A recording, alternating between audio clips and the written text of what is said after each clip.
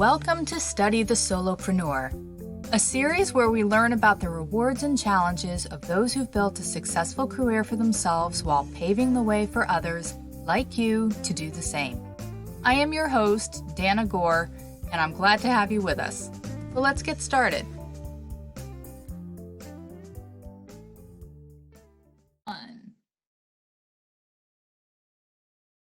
Hey guys, and welcome to Study the Solopreneur, a series where we discuss the rewards and challenges of living your truth, freeing your mind, and being creative, of starting your own business, doing work you love. If you enjoy inspiring content designed to help you succeed in working for yourself, please like and share this video, subscribe to the channel, and hit that notification button. There are more of these discussions to come. I'm excited to introduce you to today's guest. At Right Mix for Business, crafts and produces high-quality original web content. She helps business clients connect with people while creating a positive business image and brand. She will write for your business as if it were her own. Today, we will hear SueAnn's story about how she went from employee to business owner to successful solopreneur. So without further ado, let's get started. Hey, SueAnn, how's it going? Great. I'm so thrilled to be here. Thank you for having me, Dana. I appreciate it. Oh, my pleasure. And I am excited to share your story with the listeners. And I usually don't talk about me, so I don't know if I'm, I usually talk about stuff I'm, trying to share with info. So this will be different. Well, you'll do both. You will do both. So there we go. Yeah. And I think it'll help endear people to you anyway, because everybody loves to know the person behind the business. Gone seem to be the days where it's just about the business or the product. It's people like to hear a bit about who is it, so I've been in business for so long. I feel like it's part of me. It's like kind of my thing. I don't know. I love business. Weird, huh? No, not weird. Not weird. And it certainly works because it makes you a good guest for my show. Anyway, so listen, what did you do before becoming a solopreneur? Well, actually, I think I was born a solopreneur because I'm the kind of person who kind of does my own thing. I think maybe my parents might have messed me up because they weren't typical. Like my mom had cars and was always working in the lawn. My dad cooked for our family, and I guess I thought that was normal. I listened to Marlo Thomas's Free to Be You and Me and thought, you could be anything you want kind of thing.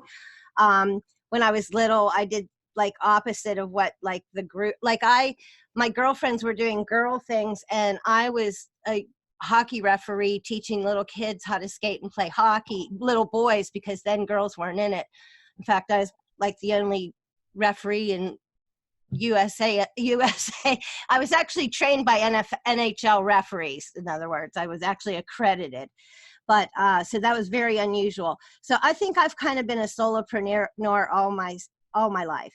But what I think I like is that I don't always follow the crowd, which is a good thing for a solopreneur. And when you work for yourself, you're in control, and I think that's the best part. At the same time, I don't think anyone could make me work harder than when I push myself. So in the end, I guess I love running a business and working with businesses, and I find business and marketing fascinating. I've always thought that. I think the peak of business transpires when you intersect this.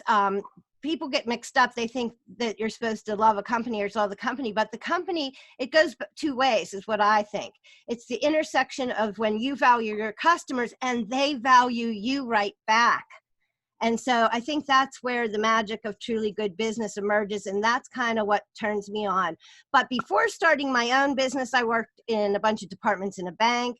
I worked in public relations at my undergraduate college. I was an administrative assistant in a big-time corporate office downtown at a high level, which was a really interesting experience. I was offered a lot of opportunities culturally through that position, and I just experienced the city of Pittsburgh and all the culture it has to offer, and got a really good look in the corporate world, the corporate landscape from that position.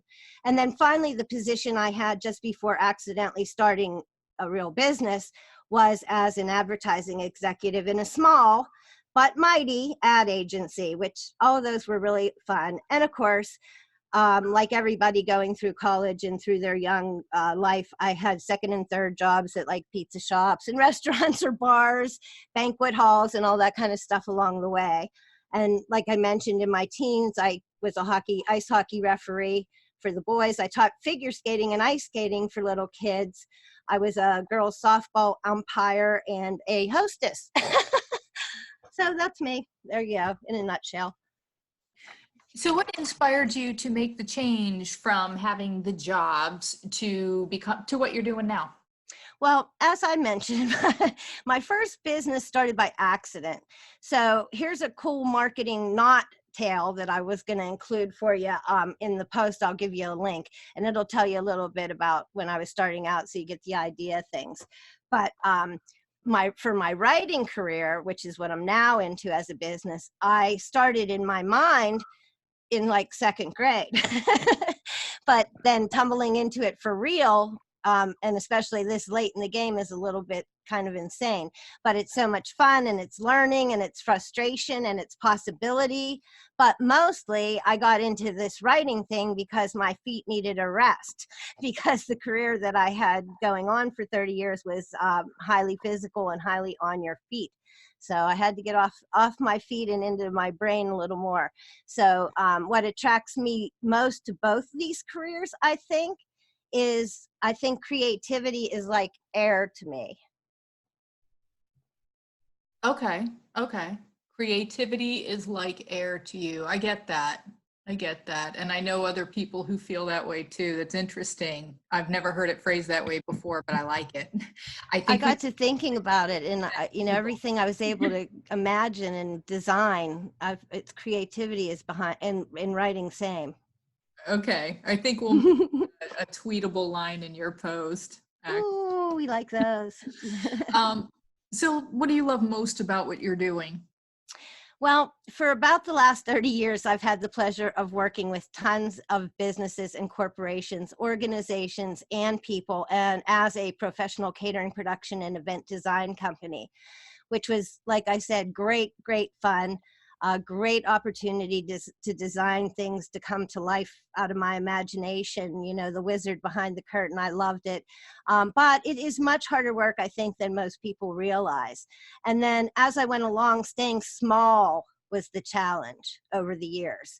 But staying unique was in some ways, and this is back to the creativity, I guess, was in some ways the core concept to our continued success in that business and our good reputation in that industry. Being a resource for something new or exciting or unusual, what shall I dare I say, innovative even, really grabs your attention. And so you can make a name, I found, by not being like the next guy. And for me, that was really super easy because of that big creativity imagination where I funnel from. And not only that, but I didn't have the usual culinary school training of most of my competitors.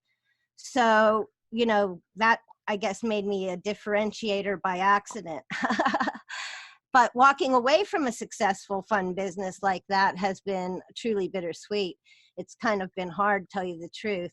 But the more immersed I get into my new and exciting content creator projects and writing assignments and other creative collaborations and work, the happier I am.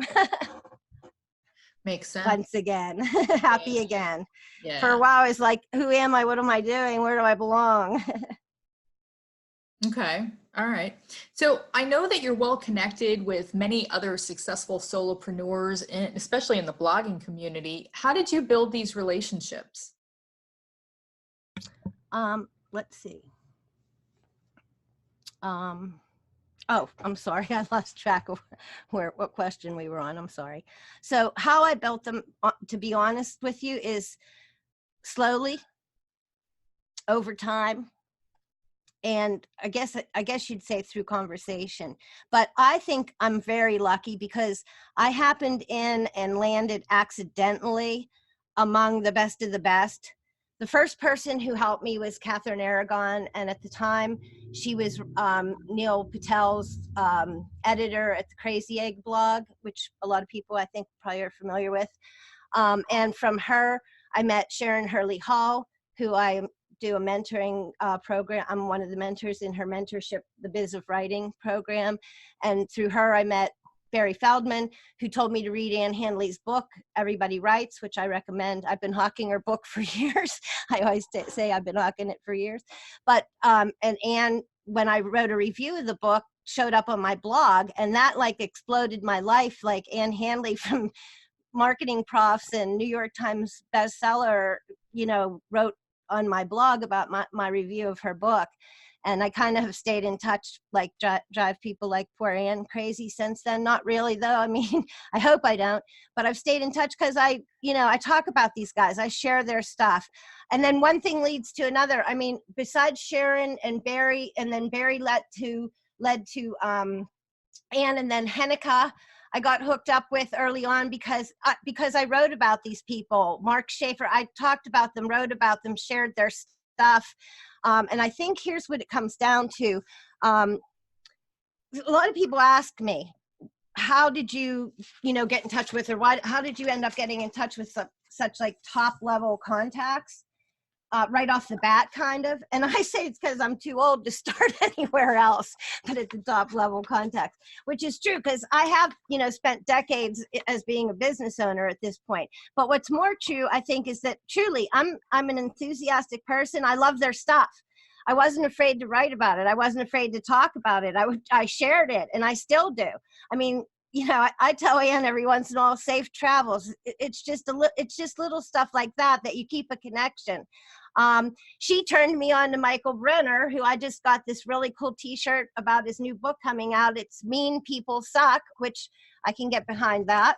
And, it flows from there. Andrew Davis, I've been talking about his loyalty loop marketing videos in my post lately, and he kind of trickles down from Ann Handley. A lot of my friends trickled from Henneke because she mentioned me in her email, and I made all kinds of new friends, and then they become people that I can use their content. I use their content on my podcast. I learn from them. I curate their stuff because it's good. It just kind of all adds up. But I really wasn't afraid to write about it, talk about it, share it. I still do. And then I guess, okay, so here's the bottom line. I guess the answer is to be nice for a long time, and people can't help but like you back. It's my thank you marketing campaign, I call it. Gotcha.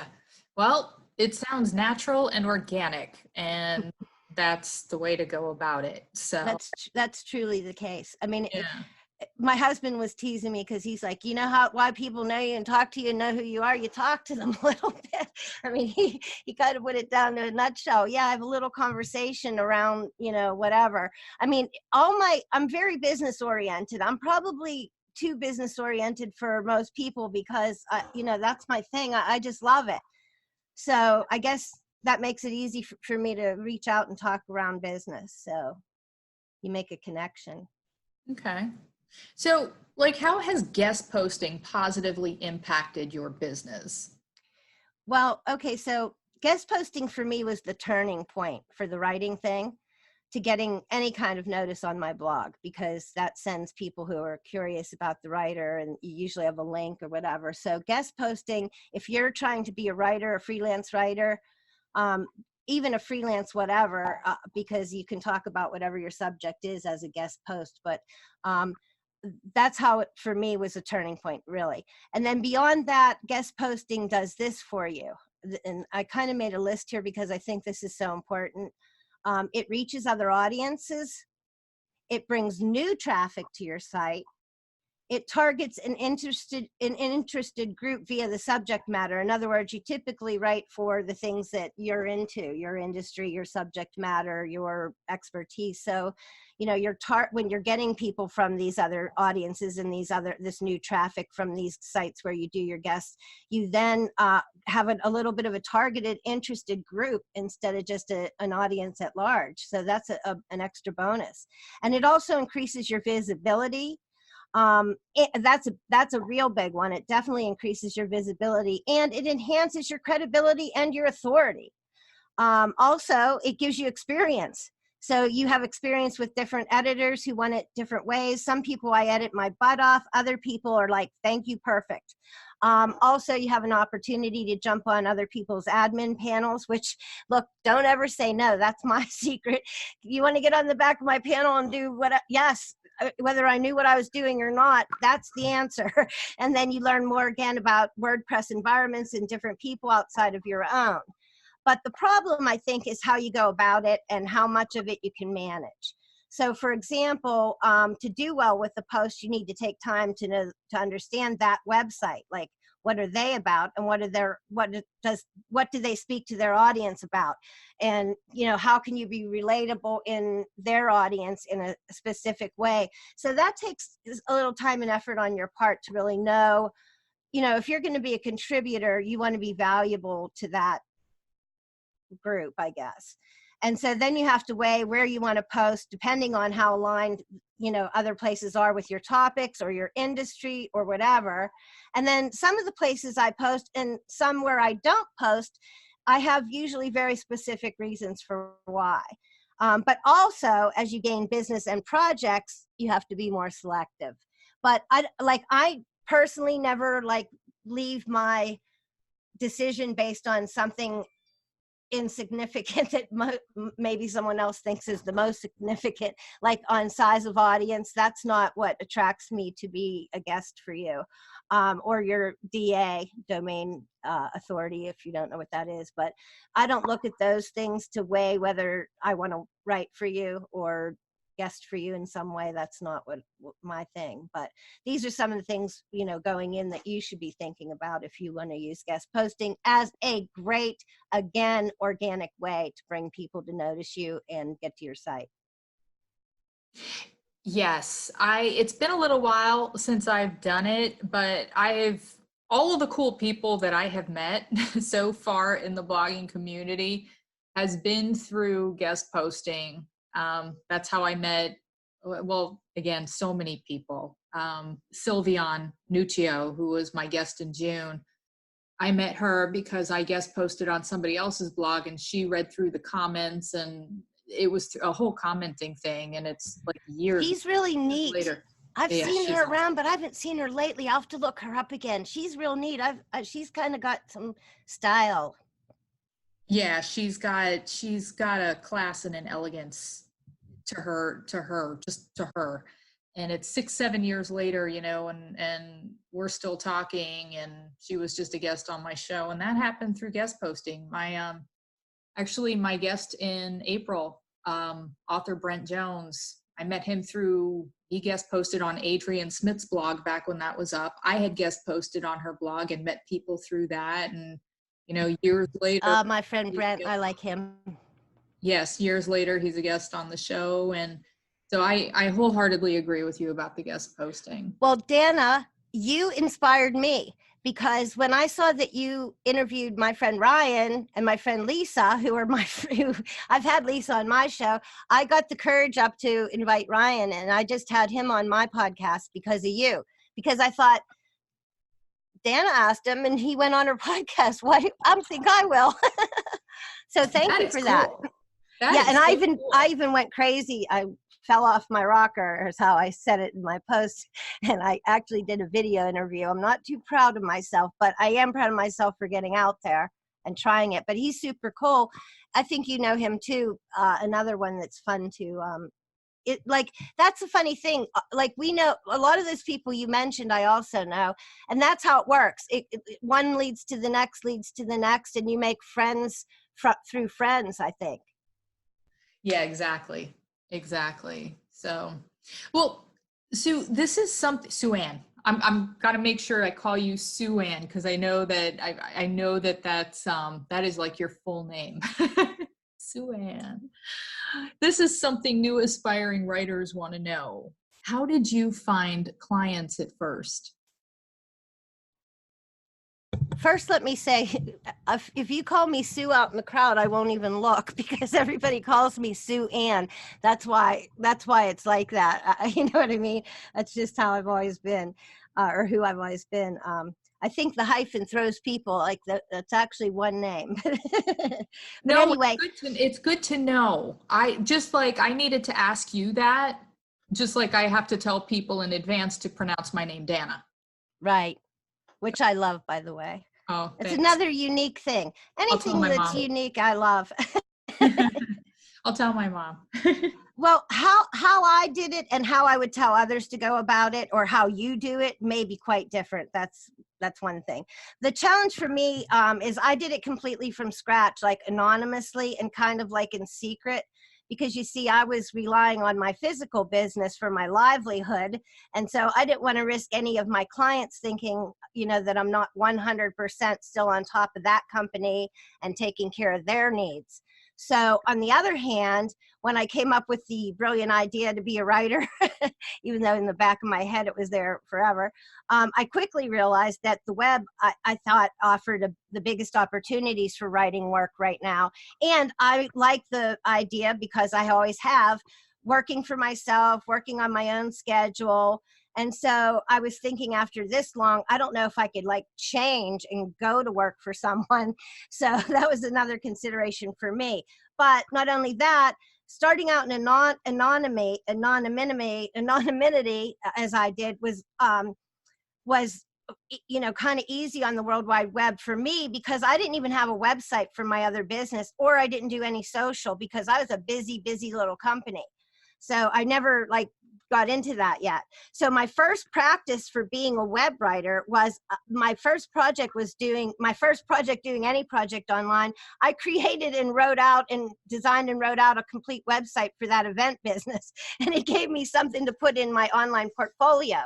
But for my catering customers, they had no idea that I was writing, but that's how I gave myself a portfolio by doing my own project online. But otherwise, I guess I would have had to use my like writing samples from maybe like the college newspaper or something. And back then, Lisa Sicard and I were laughing because we started so far back in like newspaper ad selling and writing in newspapers and doing the layouts. You actually had to cut and glue with like glue for the designs for printing. So we go back a little. But anyway, the only problem I think with being an online writer, basically for me, was the extent of my computer and tech skills. So mine were equivalent to like using email or like typing a business proposal. That's about it.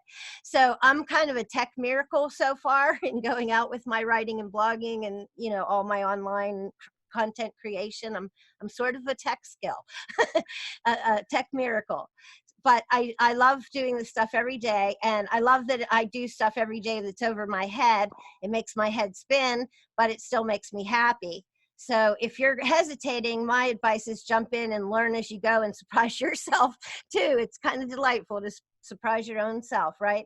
But my best advice, if you're not me and you're not trying to do it anonymously and all digitally, but you want to get your writing career or your freelance career, whatever it is, off the ground, your solopreneurship, I would start out by going to everyone I know, all my family, all my friends, and especially all my business connections so far in life. And I'd reach out in some way to let them know in my case, I'd let them know I'm a writer now, which I didn't do any of that, but that's a good way to go about getting started. And then even if you have to, offer to write for some of your connections for their business or for organizations you support. I don't care if it's the fire department or a library. Do a few things for free to add to and gain writing samples, or get creative like I did and write it for my other business that no one knew was mine in the writing world and no one in the other world. But anyway, do what you have to do, in other words, to create a writing portfolio. And so today that means you have to create a website, right? You have no choice. You have to have a website as a priority, I'd say, today. in getting it going freelance, unless you're, strictly local. You don't have to have a website or do that, but for freelance writing, and if you're asking me, even in a small business, I think my small business that never had one till the end, I would do it right off the bat today. Also, because your website, in my opinion, serves as your best sales tool, and it is especially for writers, your living resume. So the other thing is, and I know you're not going to like to hear this, but white knuckle through and dive into social media, because online it is invaluable for gaining business, and mostly for free. And that's, honest to goodness, I'm organic in business online. I've done no ad spend yet for anything, but I have a product coming up that I might consider it. But so I'm just saying, you can start a whole business from scratch online, not use any of your local contacts, which if you have them, I would, and, do it mostly for free by embracing social and whatever. And then my final thing would be to, keep learning, because whatever you don't know how to get into action, you can learn. And most definitely, I would say, handle things like a business. So if you just think, oh, I'm going to be a blog or a solopreneur or a freelancer or a small business enterprise of whatever, I'm going to work for myself, just get a handle on it, because it's a business. If you don't have kind of that business mindset, I think that it might cause you to doodle and fail, Gotcha. Yeah, you kind of pegged me with the social media thing.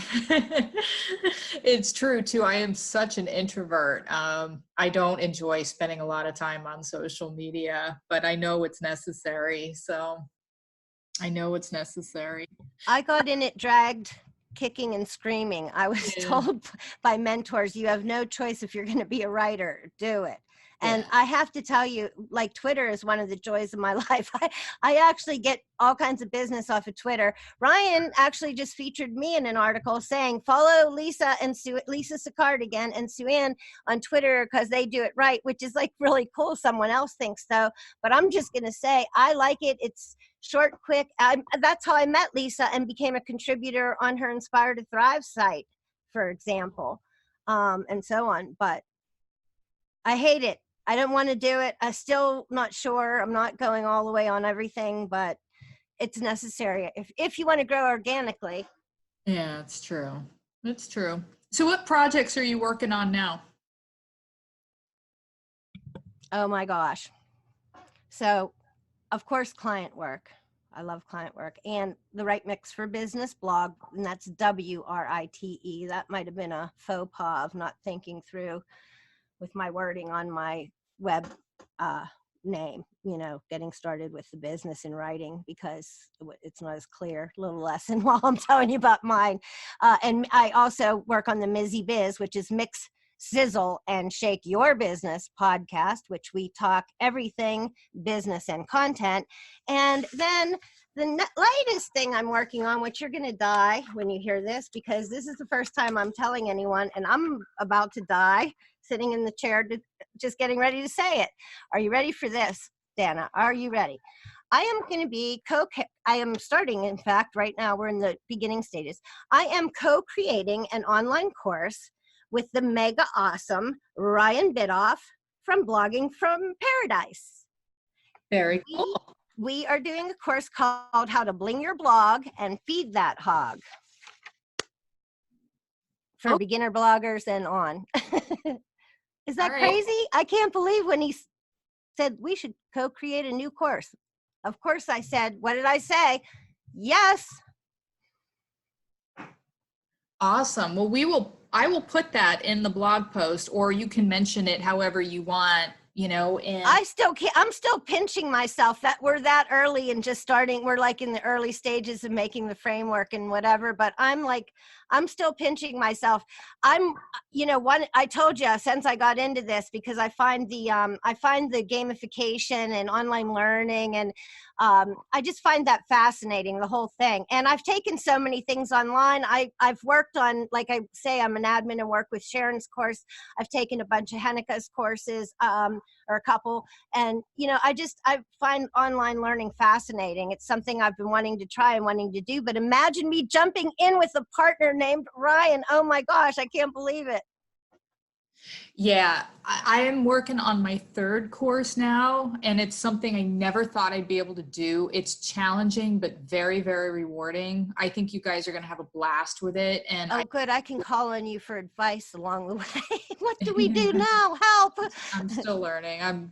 But I wish you guys so much luck, and I'm looking forward to seeing. And congratulations to you, number 3. You're doing something right. You're moving along. Yeah. That's awesome. On that now. So, SueAnn, where can people find you? Well, of course, my favorite is Twitter, and it's at SueAnn Bubacz, Bubacz, and there's no hyphen. We can put a link right on the article for the Twitter. And I'm on other social like LinkedIn and Facebook. I communicate with Ryan on Facebook a lot. That's how we knew we liked kitty cats.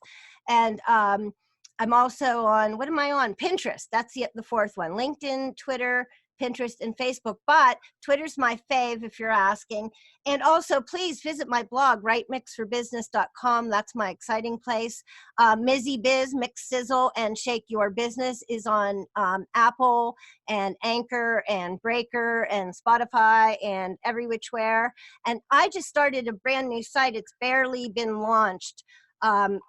Called Mizzy Biz, MSSYBIZ.com, which is going to be kind of the podcast home-based site. And I am having a ball because, again, it's a fun challenge. Do I know how to work WordPress still? And, since I put my site up years ago now, it's fun starting a new one, trying new themes, trying new, plugins, doing things a little bit different. So it's fun and challenging. And I do freelance work too. So if anyone needs content creation, that's me. Excellent. I will put that stuff in your post. SueAnn, I want to thank you for being my guest today. It has been such a pleasure chatting with you and sharing your ideas, insights, and story with our listeners. The link to your website and everything else that is, that belongs with you will be listed in the info box for the video and, of course, in the accompanying blog post. So guys, check that out. SueAnn, I really, really appreciate it. Thank you for having me. And guys, please check out what Ryan and I conjure up. Should be fun. Yes. We will put that in there too. Folks, Study the Solopreneur is about you. These discussions are meant to guide you toward living your truth, freeing your mind, and being creative. If you enjoyed this discussion, check out the playlist to listen to my other guests, and please like and share this video, subscribe to the channel, and hit the notification button. There will be more of these to come. Thanks for joining us today. I wish you guys a fabulous month and rest of the year. And until next time, take care. Thank you for joining us for this episode of Study the Solopreneur. I hope this inspired you to take action to create a rewarding and successful career for yourself, doing work you love.